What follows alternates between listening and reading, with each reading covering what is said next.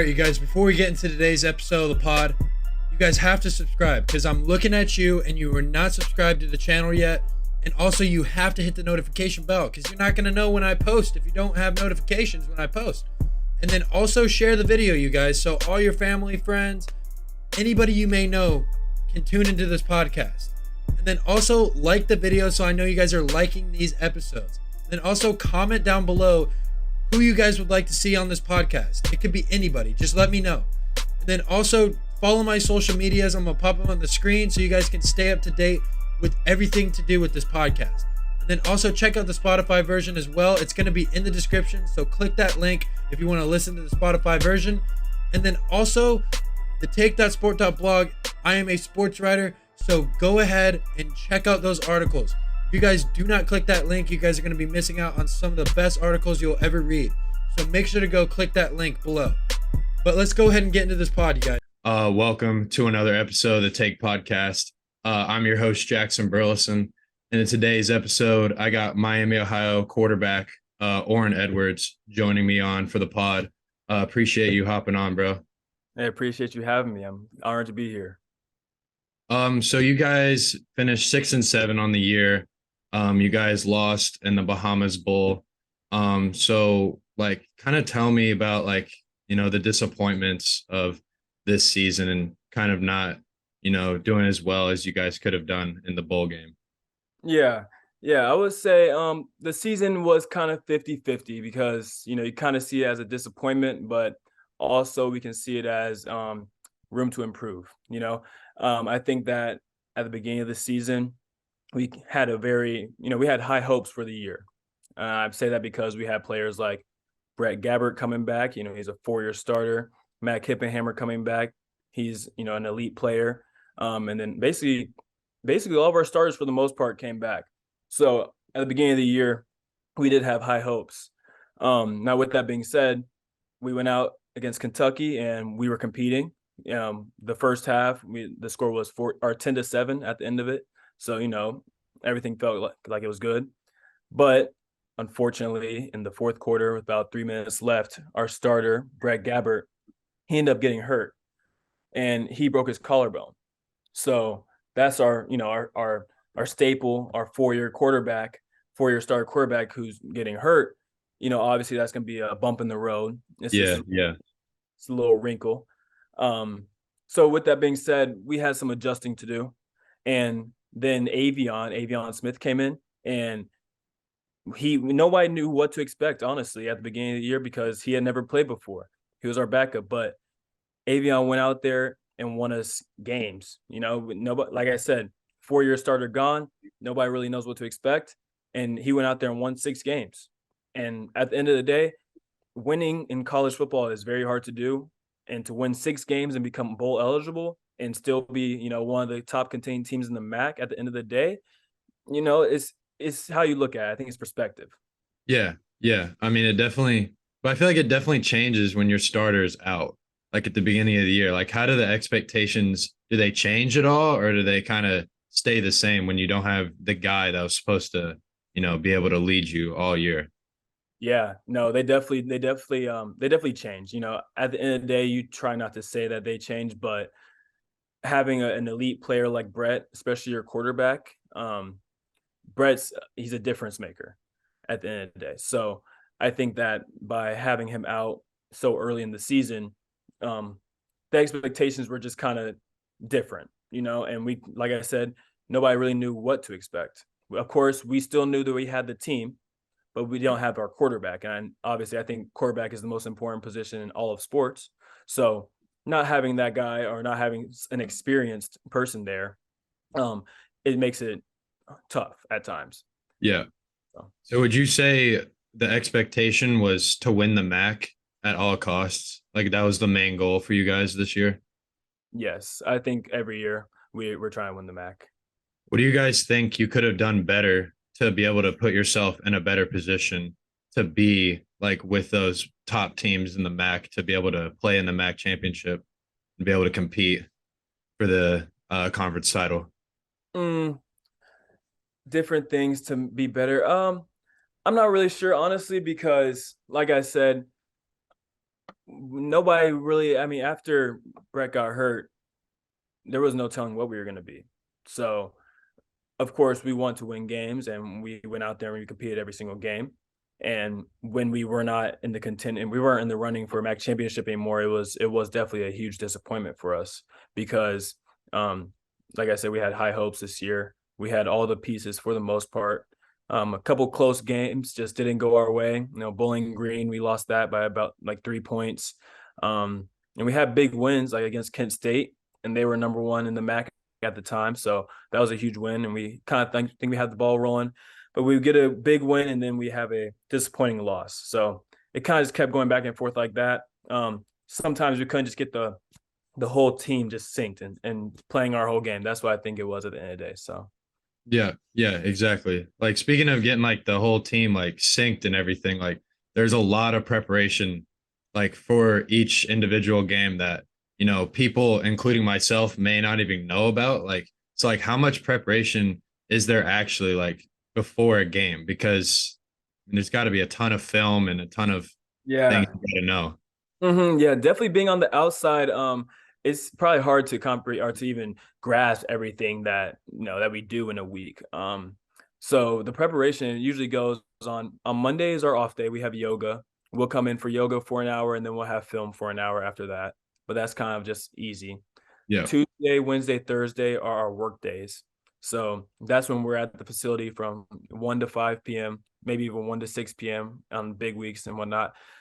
We'll come in at 1, have our position meetings from 1:30 to 2:30 or so, have practice from 2:30 to about 4:30, 5 o'clock. And then after that, most players come back and watch film later on at night on their own as well. So it's hours on hours on hours of preparation, week in and week out.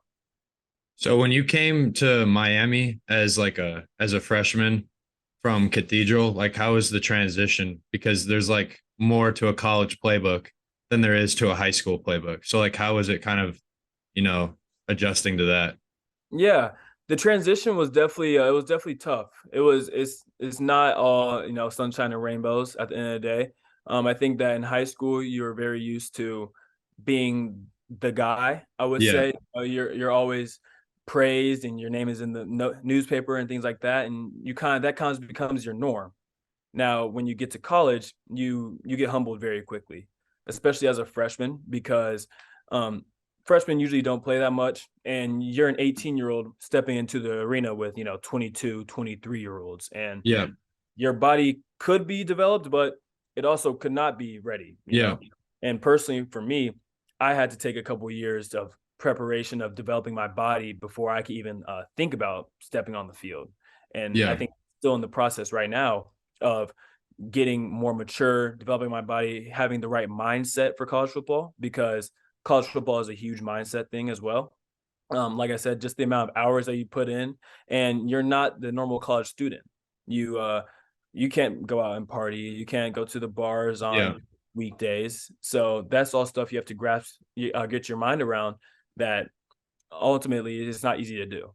Yeah. I mean, the coaches expect you to be locked into what they're trying to do because that's their job. They're getting paid millions to be able to coach you guys and to get you guys prepared each and every week. It's like, Right. how has coach been kind of trying to help you develop as a quarterback since you've got there? Has you been pretty helpful in the process? Yeah, for sure. Like I said, there's 6 of us in the room, so it's not easy because you have to devote your attention to different people, especially during the season. As the position coach, our position coach is also the offense coordinator, so he has a ton on his plate. When it comes to development, spring ball is a huge time for development, especially like right now during the off season, because right Yeah. now when we're working every day, doing a bunch of drills, a bunch of film, just everything that you need to prepare to get ready. Now during the season, that's kind of like it's game time, it's show time. Yeah. The starter is going to get the most majority of the attention, the majority of the reps. Second string will get some reps here and there as well, but that's all for good reason because we have to win games. So I would say the offseason right now is when everyone's going to be developing and getting better at our craft. So what are you working on as a quarterback to kind of be better for next season? Like, what's like one main thing that you're kind of focusing on? Um, Personally, one thing that I'm working on is just keeping my form consistent. I think that in high school, it's very easy to stay the same because you're practicing so much, and you have your Yeah. private quarterback coaches. You're just doing the things. But in college, you have to have the self discipline. Because I don't have any. Well, I do have my position coach, but I don't have many people who are just saying, "Hey, your form looks off today. You need to fix that."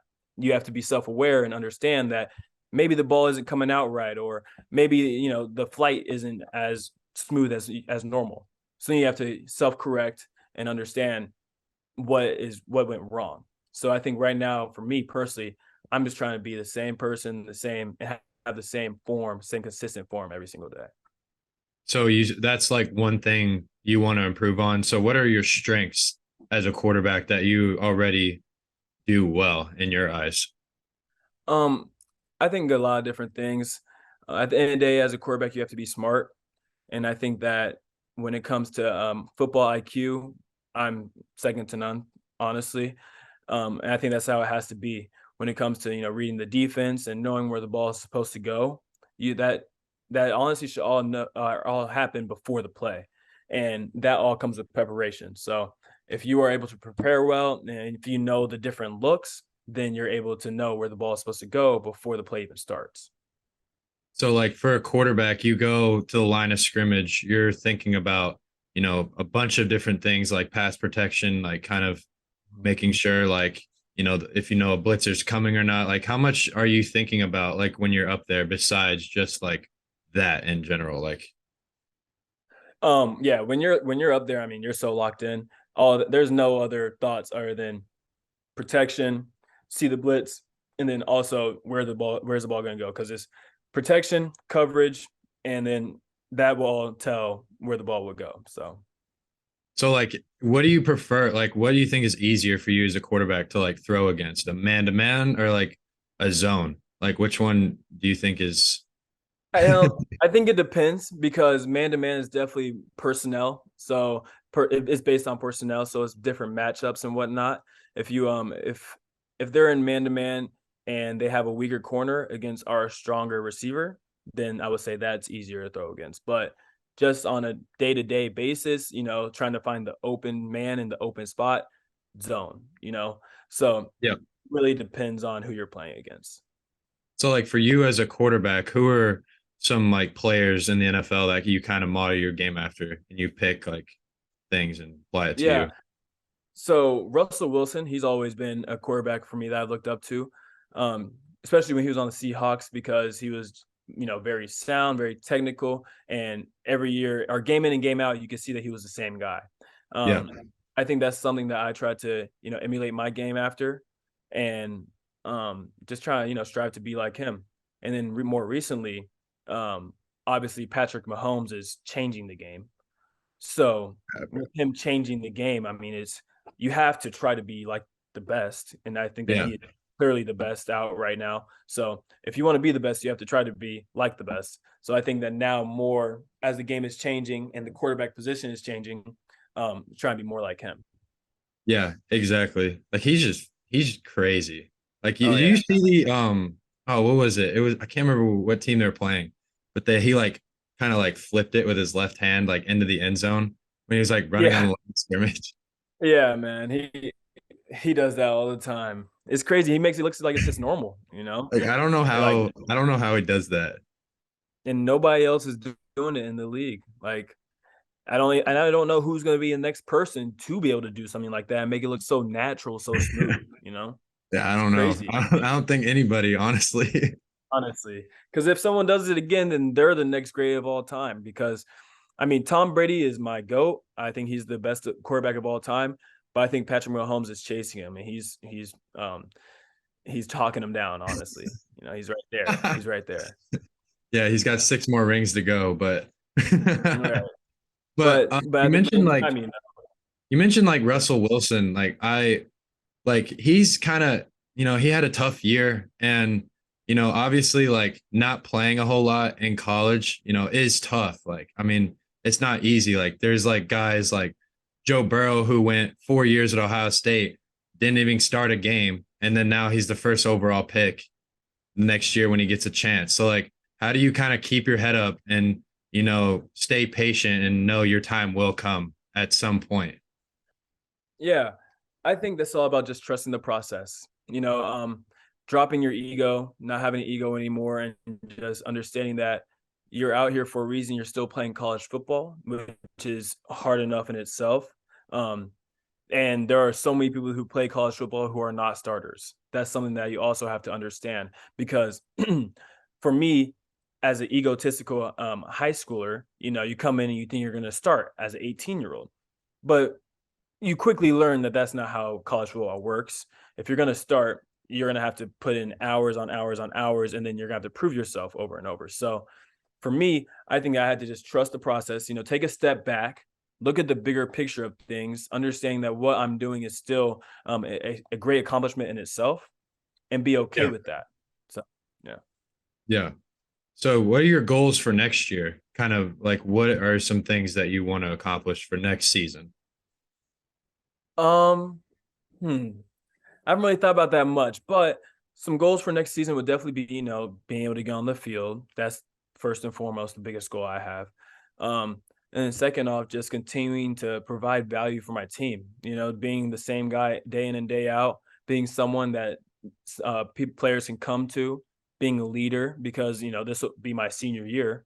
So being someone that's just the same guy every day and is a positive force on the team, provides positive value. What do you think are three things that you bring, like, to kind of keep the team, motivated? Are you like a guy that, like, is always on the bench, like kind of patting people on the back and, kind of keeping their head up when they don't make a good play, like on to the next one? Like, you think you're a guy Definitely. like that? Yes, most definitely. I think that those people are very important to have on the team as well. I think that a lot of people respect the quarterbacks just because they know quarterback is such a hard position to play. And I think that for me, even not being the starting quarterback, I will still have respect. I still earn the respect from my teammates just because I am the guy who's hyping us up, trying to say, "Hey, get to the next play. It's all good," and just trying to be the glue. And I think that's what's important at the end of the day. Having those guys who are the glue of the team, who are able to bring everyone together and help us win. So like basically when you're a backup, like I don't know if people know, but you're basically prepping the same way as a starter. Is that correct? Yeah, definitely. That's the only way it can be, honestly, because like I said, Brett Gabbert got hurt the first game, and Avion had to come in against University of Kentucky, and they were like number 12 or 10 at the time. So Avion, who had never played a snap of college football, now he's playing against, NFL draft prospects. So if he wasn't prepared, then he would go out there and he would have played, probably not as well as he should have. But we do all prepare the same, and he went out there and he did a good job. And then he did a good job for the rest of the year. So like playing against like a team from Kentucky and like watching like a player like Will Levis, like what do you think are things that you took away from watching him play? And you're like, okay, like hold on, like I can like apply this to me as well. Yeah. So play against Will Levis, it was definitely an experience. You heard all the hype about him becoming, a top 5 quarterback prospect, and this was all before the season, saying how he has the NFL arm and all this and that. And I think that you could kind of see it on the field because he's huge. First off, he's like 6'5", 230. So he was one of the biggest players on the field as a quarterback. And then you could just tell his arm strength and his velocity on the ball. It was right there every single time. So I think that for me, something I took away is just the velocity on the ball. I understand that if you really want to go to the NFL, you're going to have to make the throw from the opposite hash to the sideline, and it has to be on a rope. And if it's not on a rope, it's going to get picked off every single time. So I think seeing him warm up and seeing him play was it was a good experience for sure. So for like as a quarterback, like what do you think's the most frustrating part about playing quarterback? Because obviously interceptions are kind of something that quarterbacks can get easily, like, their confidence can kind of sway a lot. Like, is that something that kind of sways your confidence or gets you like out of a wrong mindset? Or Yeah, I think that obviously interceptions are a bad thing, and nobody wants to have them, but you have to remind yourself that ultimately it could have been a number of reasons why it happened. It could have hit the receiver and he dropped it and then they got interception. Like there's so many different ways, and you have to be okay with dropping it, having a short-term memory, and going on to the next play. Something that I would say is extremely frustrating is honestly, as a quarterback, you can't let many things frustrate you because the next play is the most important play. So yeah, you can get frustrated, but you have to have a short-term memory and get over that pretty quick. So yeah, yeah. I mean, you kind of just, next play. right. So like kind of like, you know, the process of like getting to the season, and everything, like what are the day to day like, what's the day to life like kind of as an athlete, as a college athlete? Because there's, obviously you're still going to school, but like you have a lot of other things on your plate that kind of, does it get overwhelming at times? Like what are kind of the day to day? Yeah. So do you want to know about our off season or during the season day to day? Because it's kind of different. I mean, if you could give me like both spills and Or like kind both. of what's the differences between them, and like Yeah. Okay. compare it a little bit. So yeah. So during the season, I would say that football is a full-time job, honestly. Um, my schedule, at least, it might be different for everyone else, but my schedule for the most part, I have class from 9 a.m. to noon every day, usually 2 or 3 classes between that time. We have a time block from 1 to 5 p.m. where we're not allowed to have class because that's our practice time. So I would go to class from 8:30 to 9:50, 10:05 to 11:40, 11:40 to 1, and then at 1 p.m. I would go to the facility, get dressed, all that, and then like I said, we start meetings at 1:30. From 1:30 to 2:30 or 3 o'clock, we have the meetings, have position meetings, and then we go out into the field from 3 to 5 or so, three to 5:30, some within that range. And then after that, we're free. So we're free after 6 p.m. every day. But obviously we have school the next day at 8 a.m. So Yeah. that's usually where we start. We have to eat, we have to sleep, and we have to do our homework. So most of our time, for the most part, is just that schedule every day during the week. And it's like that for like the whole semester during the fall. So it's definitely I'm not gonna say overwhelming because it's what we signed up for and it's what we know we're doing. Yeah. And also kind of being in your bag like that every day and just grinding, it gives you a sense of satisfaction Yeah. because Exactly. you know that everyone on the campus is not doing that, so you are one of the 1% at the end of the day.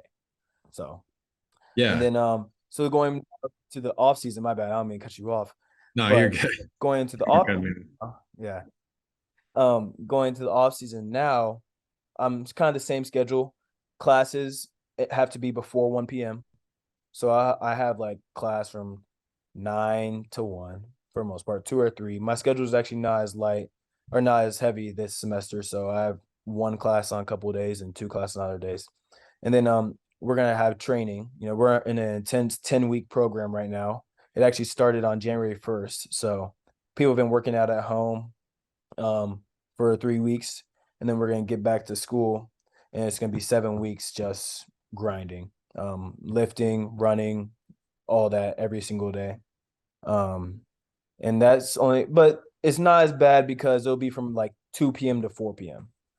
or 2 p.m. to 5 p.m. So usually, putting just a couple hours in our minds is that's easy, Yeah. compared to being there from 1 to 6, 1 to 5 every single day. Going from 2 to 4, just go work out and then we're done for the day.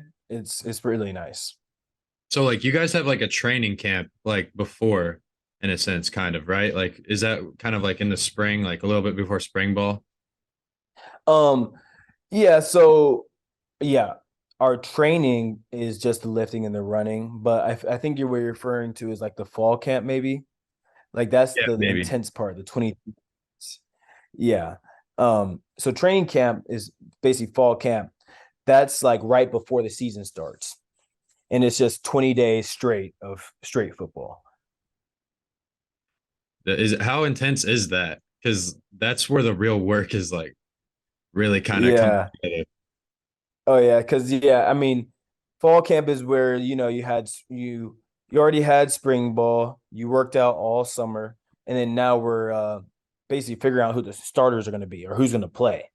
And that's why I would say that's probably the most intense time of the season because you're practicing, you're meeting from 9 a.m. to 8 p.m. for 20 days straight. So obviously it sounds crazy to the lazy mind, but once you get into the rhythm, and after probably a week or so, that just becomes your norm. And when something becomes your norm, it's pretty easy to do. Um, Obviously, it's still a challenge, but it's the norm, so it just Yeah. is what it is. You know what I mean? Yeah. So like when you're in fall camp and you're kind of fighting for like, at the depth chart for the quarterback position, like how competitive do you get? Because I'm sure like everyone you're competing with is an ultra competitor. It's like how competitive do you get and like how hard do you like work during that time? Because like you like have to Yeah, prove. it's definitely extremely intense and um, extremely competitive. But with that being said, you have to be very close with your group as well because at the end of the day, your position group or that's the team or that's the position that has your back. So on the field, it's compete, compete, compete. But when 8 p.m. hits and we're done for the day, we usually all go hang out together at someone's house, just Yeah. because those are your friends. So on the field, you're enemies, but off the field, you're friends. And that's also something you just have to understand with college football. That just is what it is. Yeah. It's crazy to think about that because like you wouldn't think if you would be friends with a guy that like, oh, he's like starting over me, like I don't like him. Like you would think that people would think that way. Right. Yeah, and that's definitely like the high school mindset, because at the end of the day, in high school you can have a lot of people on the team who you may not be friends with because you just don't spend that much time with them. Yeah. But in college football, when you just spend damn near every waking minute together, Yeah. you're gonna end up being friends with these people. Whether you like it or not, you have to be friends with them because you're together all the time. You know what I mean? Yeah. So, yeah, it's definitely different. It's something you have to wrap your mind around, but yeah. Is like the brotherhood like kind of motto like a big like part of like how you guys get through the season and like okay like because the season's long. It's not easy to play that long of a season. Like there's always like guys that like oh like there's too many games, like there's a lot of work. Like do you guys like how do you guys like keep that going? Because I'm sure there's guys that get unmotivated at times. Yeah, you just have to rely on each other because I mean, like I said, those are your friends. They become your close friends during the season because you don't see anybody else. Um, you don't go out for the most part. I mean, we can go out, but if you do that, you're just going to set yourself back. So nobody really goes out. Everyone just hangs out with each other. And like you said, if someone gets unmotivated, you kind of just use someone else's energy to keep you going. Um, Yeah. Having roommates that play football, having friends that play football, it's like I said, you can use their energy. If you're feeling down, but you see your roommate, he's up at 7 a.m. ready to go, so then you're just like, okay, well, I have no other choice. I have to get up and get ready to go. Yeah. Yeah, I mean, you just got to keep grinding because it's crazy. Like people, like even I wouldn't really know. Like, and I'm a huge like football fan. Like, I love the game of football. Like, but there's like a lot more than just like the product on the field. Like, there's a lot more that goes into it. Like, you just Right. don't really see it. Right. No, not at all. I mean, yeah, it's crazy because I mean, like I said, outside looking in, you have no idea until you're in it, and now you're here, and you're just grateful. You just gotta be grateful and appreciative of where you're at. So I wanted to ask you, since kind of NIL has been a big deal, like these last like year or so, like, are you involved with any like company, like doing anything with anything NIL? Um, I did have one NIL deal. It was through Market Price. I posted a video advertising their company on my Instagram, and they paid me for that. So that was good compensation for sure. But I think NIL is definitely, you get what you put in.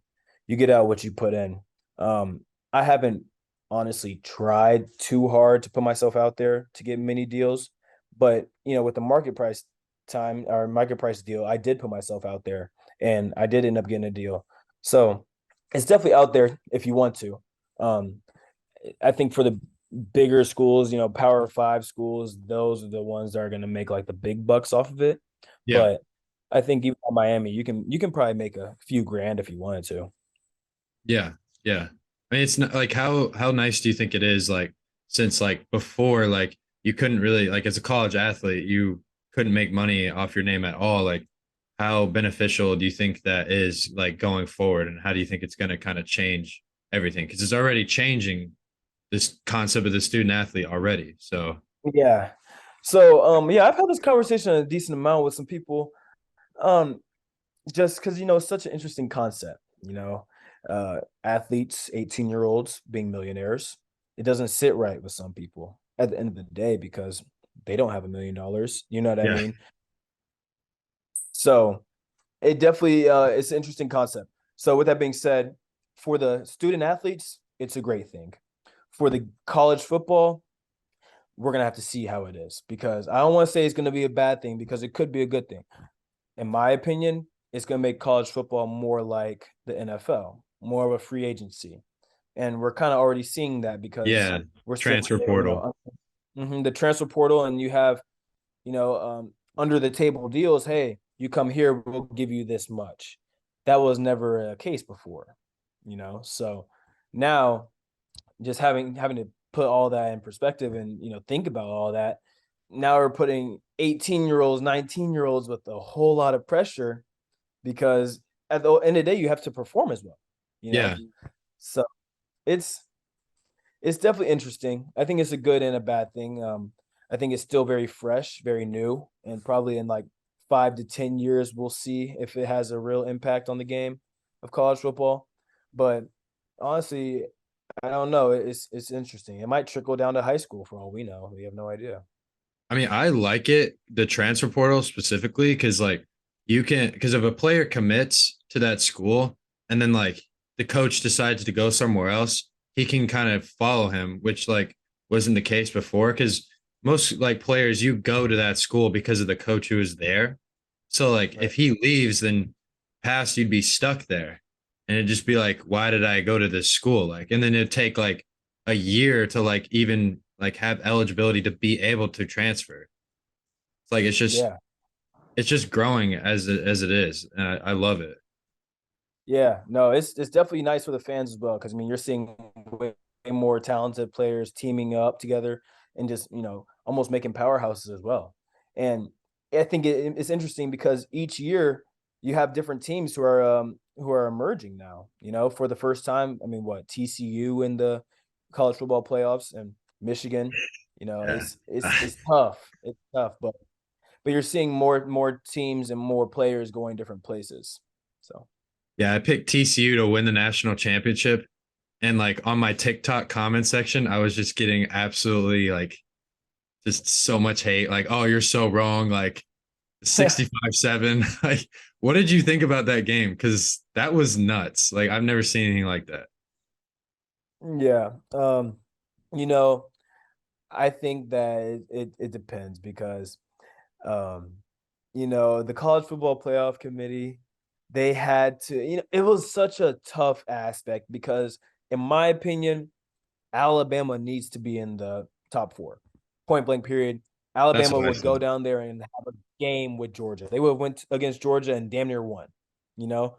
So with that being said, it's tough though because you can't put a number 6 team with 2 losses in the top 4 over TCU over Ohio State because at the end of the day, Ohio State only had 1 loss and they had 1 loss to Michigan, who's in the playoffs. So you Yeah. just can't do it.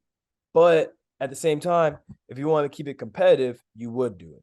And that's why I think the 12-team playoff. I saw something on Twitter talking about the 12-team playoff is going to create 4 SEC teams in the college football playoffs. At the end of the day, That's and gonna be wild.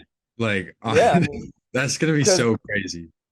It's yeah, gonna there's no open the door telling. up for teams like you guys, like in the MAC and smaller conferences that wouldn't normally get that opportunity to compete for national championship. Now it's like, okay, like you can kind of get in there. And as long as you guys get in, then it's game. I mean, there's not really a big gap in my opinion between like a 1 and like a team who's like ranked 10. Like it's still a top 10 matchup. Yep, definitely. I don't think there's that big of a gap either. And I think that the gap is definitely closing as well because of the transfer portal. We're talking about like MAC schools, we're getting Miami of Ohio is getting Power Five guys left and right because it happened to just not work out where they were at, and we have spaces open. So now we have however many Power Five players who came down, and then we have MAC players from our team who went up. So all that's saying is that we're just, interchanging players, and there's probably not that big of a difference at the end of the day in the gap. So like for you as a since you're like college football player, like do you like really know like much about like the college football playoff committee? Like they don't really tell you much, or you don't get an Yeah, inside hookup or anything?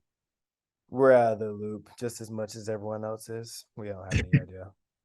Yeah, I don't really know, like, because like it's just like, how do you make those decisions? Like, I don't know any of those people in there. Yeah, I don't, that's something we should bring up because I don't know either. I have no idea who's making the decisions. I don't know how they're coming to those decisions. And, like I think it was, exploited this year when we saw 65-7. TCU had no business being in the college football playoffs.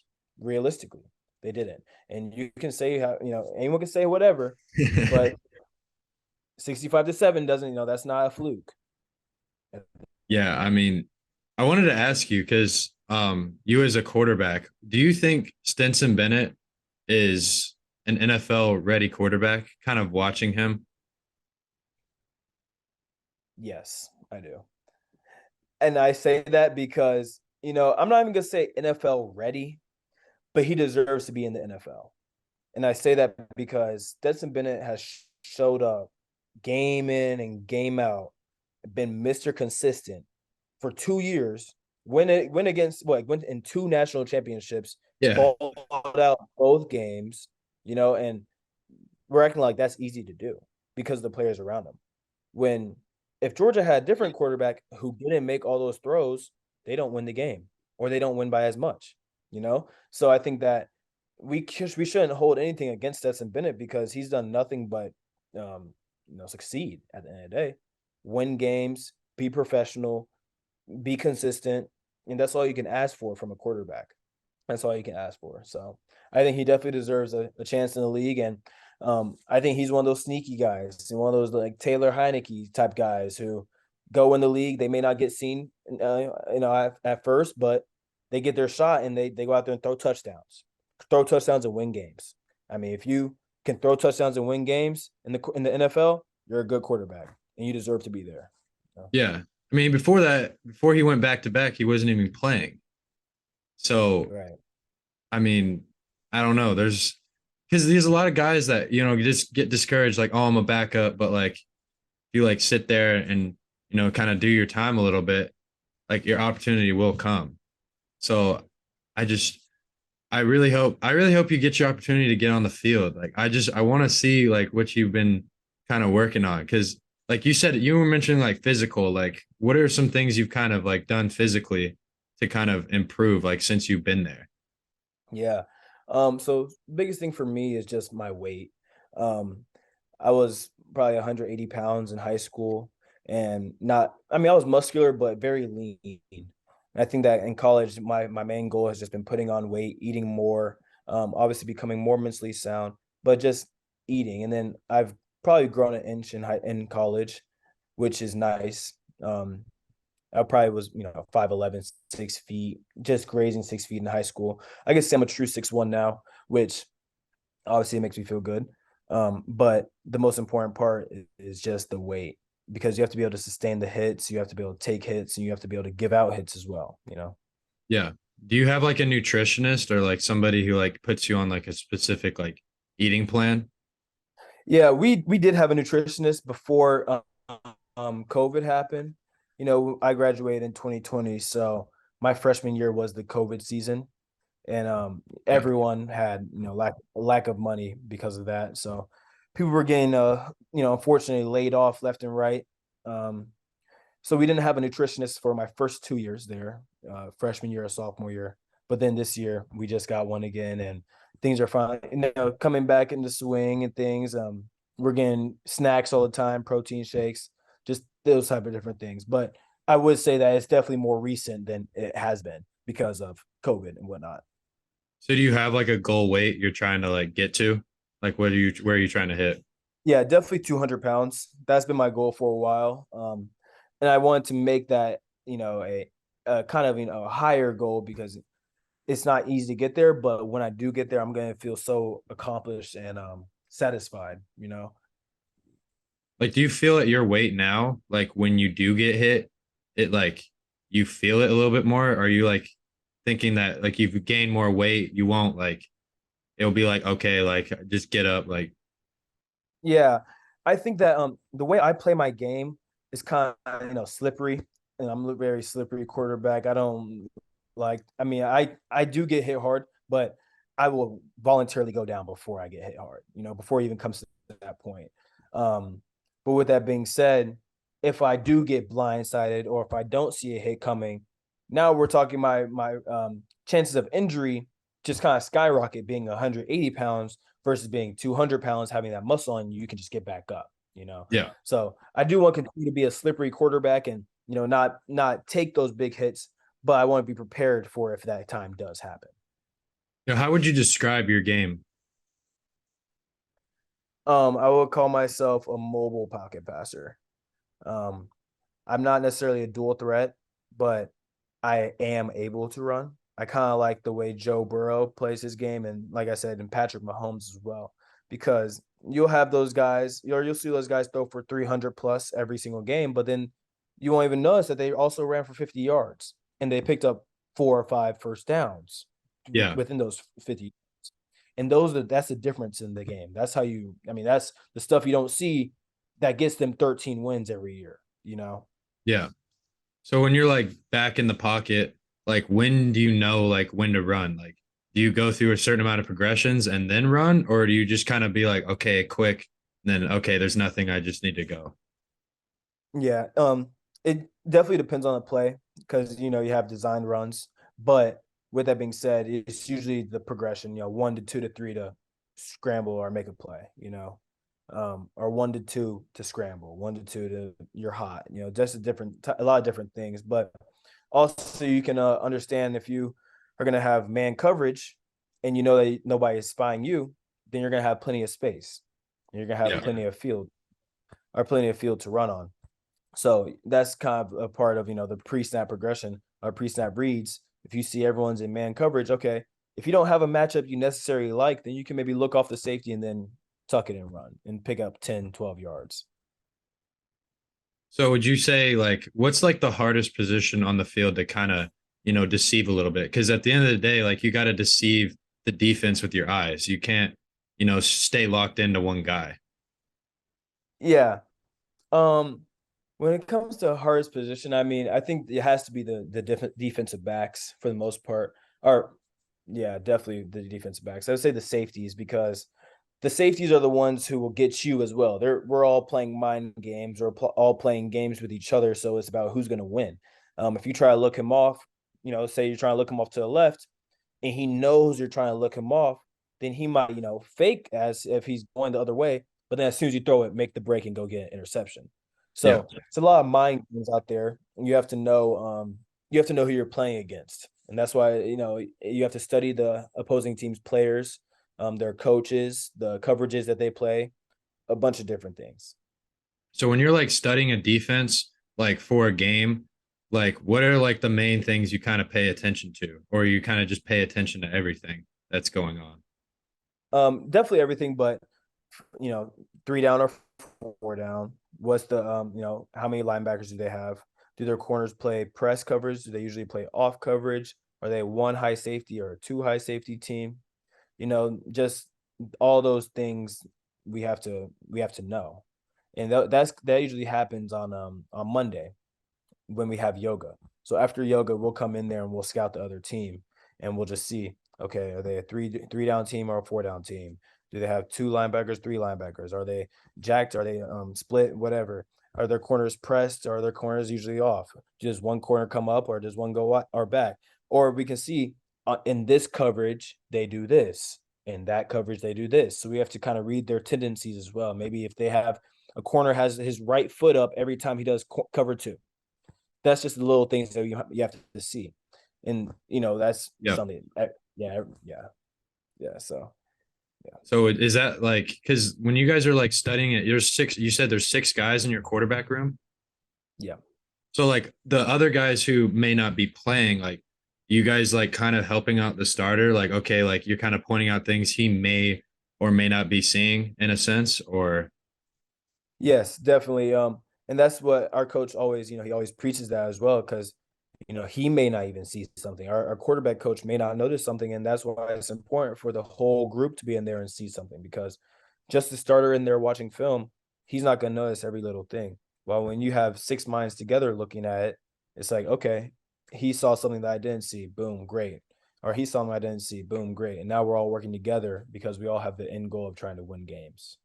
yeah.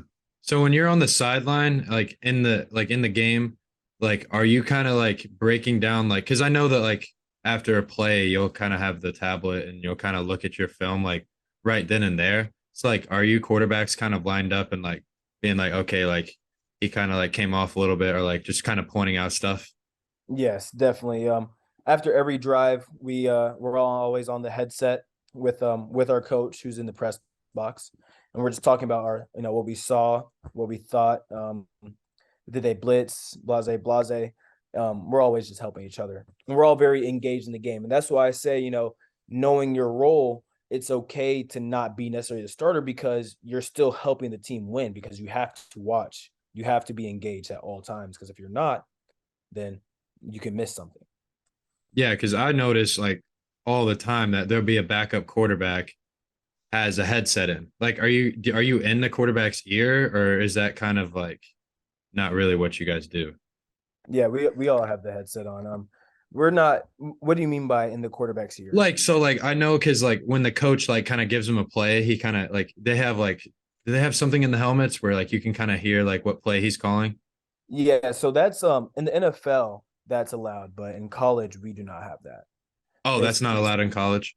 I think that in like 2 years it's actually gonna be a new rule, but as of right now, that's not a thing in college.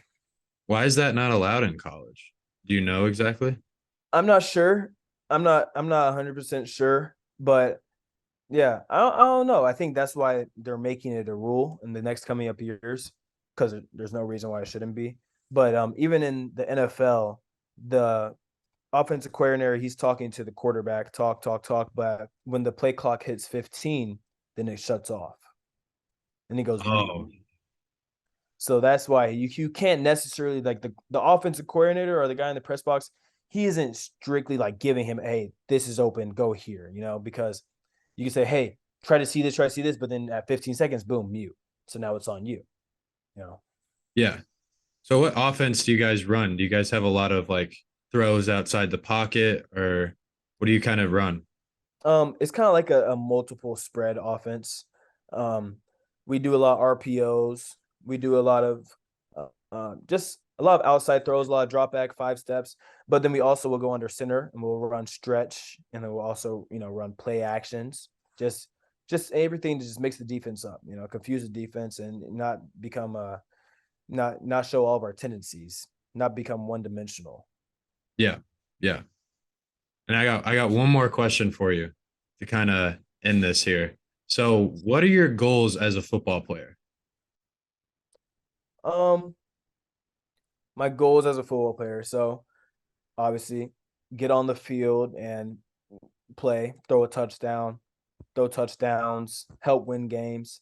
Um, and ultimately graduate knowing that I played 4 years of college football, knowing that that I had this huge accomplishment in my life, and being so I think college football, it really drives you, and it embeds this work ethic inside of you that probably will never go away. I think that, obviously I explain the schedule to you and I say it nonchalantly, but someone listening to this will think that it's crazy, you know? Yeah. And so I think that that's going to help me out in the real world when I get a job, when I'm applying for jobs, being able to withstand adversity, you know, just a bunch of different things that it just teaches you. So my goals is just to take everything that college football has given me and apply it to my life and my future. So speaking of jobs, would coaching ever be a route you would take as a career? Yeah, it definitely would. It's probably my third choice, I would say, because I think that, you know, obviously playing college football, you are, you know, light years ahead of everyone else when it comes to the mental aspect of the game. So if I wanted to, I could probably get a graduate assistant job coaching at a high level already, because we within college football, you start networking, you start knowing people, and you have coaches that go different places, and you just know so many people that if they know your IQ, your football IQ is good, and you have a hard work ethic, and you're you know, you're driven, then they might say, hey, be a graduate assistant at Notre Dame, be a graduate assistant at Ohio State. Yeah. Now you're a position coach at Ohio State and you're 27 or 30 years old. And now you're 33, offensive coordinator. And now that's how you get the Sean McVays of the world, who are 35 years old as a head coach in the NFL. Yeah, I mean, you just slowly kind of climb up the ladder as you keep going, which is it's cool to see too, because all these young coaches, they bring in such a different perspective to the game. I'm not saying older coaches don't have a good perspective, but it's just, you know, it's changing the game more. It's like making it more faster pace. Like, yep. And you have to be able to adapt as well. I think a lot of problems that older coaches have is trying to stay traditional when the game is changing. You know, we have never seen people like Pat Mahomes before. So your defense has to be able to defend someone like Pat Mahomes. And if you're not able to do that, that's where you see older coaches struggling and ultimately, you know, resigning at the end of the day. yeah, exactly. Bro, I appreciate you taking the time, dude. This has been fun. Yeah. This has been Orin Edwards, Miami, Ohio quarterback. I really appreciate it, bro. Hey, appreciate you for having me. Like I said, you're doing great things, man. I'm glad that you're doing this, and just keep going. That's all we can do, right? Just keep going. Exactly. Just gotta keep grinding, man. Stay consistent, bro. Stay consistent. Keep putting them out there and keep doing what you do, bro. I appreciate it. This has been another episode of the Take Podcast. I'm your host, Jackson Burleson. Check this episode out. It's going to be dropping, I think tomorrow. I'm going to drop it tomorrow. So make sure to stay tuned for that. Like the video and subscribe. But this has been the Take Podcast. Thank you. I appreciate you guys.